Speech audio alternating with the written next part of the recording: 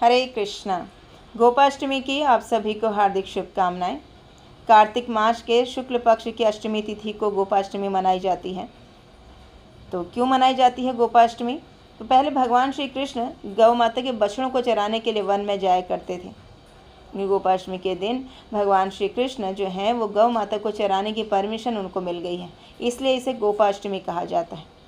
पद्म पुराण में कार्तिक महात्म्य का वर्णन मिलता है कि ब्रह्मा जी को जब संशय हुआ था तब कृष्ण बछड़े चराते थे। ब्रह्मा जी के संशय को दूर करने के लिए भगवान श्री कृष्ण ने 1 वर्ष तक उन बछड़ों के रूप में अपना विस्तार किया। इतना ही नहीं, गोप सखाओं के रूप में भी अपना विस्तार किया 1 वर्ष तक। और इसका दूसरा कारण ये भी है कि गौ माता चाहती थी कि कृष्ण उनका दुग्ध पान करें। गौ माता चाहती थी कृष्ण हमारा बछड़ा बने, और गोपियाँ भी यही चाहती थी कि कृष्ण हमें पुत्र के रूप में प्राप्त हों। तो भगवान ने गौ माता और उन गोपियों की इच्छा को पूरा करने के लिए ये लीला की। वैदिक संस्कृति में बच्चे को 5 वर्ष की अवस्था तक कुमार अवस्था और 6 वर्ष से पौंगड़ अवस्था कहलाई जाती है। तो पौंगड़ वही अवस्था है जब बच्चे को गाय चराने भेजा जाता है। पौंगड़ अवस्था में प्रवेश करते ही भगवान श्री कृष्ण को गाय चराने भेजा गया। भागवतम में इसका वर्णन मिलता है कि गाय जो आगे आगे चल रही थी और भगवान उनके पीछे पीछे नंगे पैर चल रहे थे। भगवान के चरणों की छाप धूल में पड़ती थी, तो जिस कारण वृंदावन सुशोभित हो जाता था। गायों को आगे रखकर कृष्ण उनके पीछे चलते थे। गायों के खुरों से उड़ने वाली धूल श्री कृष्ण के मुख पर उड़ती थी। इससे कृष्ण बहुत प्रसन्न होते थे। कहा जाता है कि नंद बाबा के पास 9 लाख गायें थीं और कृष्ण उन सब के नाम से परिचित थे।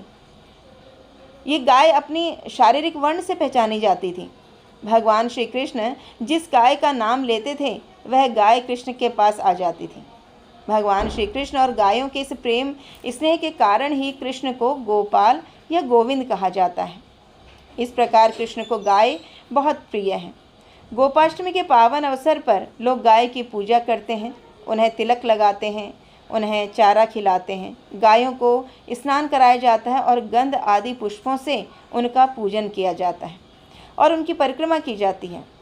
सायंकाल में गोधूली बेला पर भी जब गाय चरने के बाद वापस आती है तो उनका पूजन किया जाता है। गोपाष्टमी पर गौशाला में दान देने का विशेष महत्व है। हमारी वैदिक साहित्य में गाय को माँ का स्थान दिया गया है। कहा जाता है कि गाय के दूध द्वारा बच्चों की जो बुद्धि है वो बहुत प्रखर होती है। शास्त्रों में गौ माता का महत्व बताया गया है। उनके अंग में 33 कोटि देवी देवता विद्यमान हैं। गोपाष्टमी का मुख्य उद्देश्य है गौ सेवा। गौ सेवा भगवान श्री कृष्ण की सेवा से भी श्रेष्ठ है।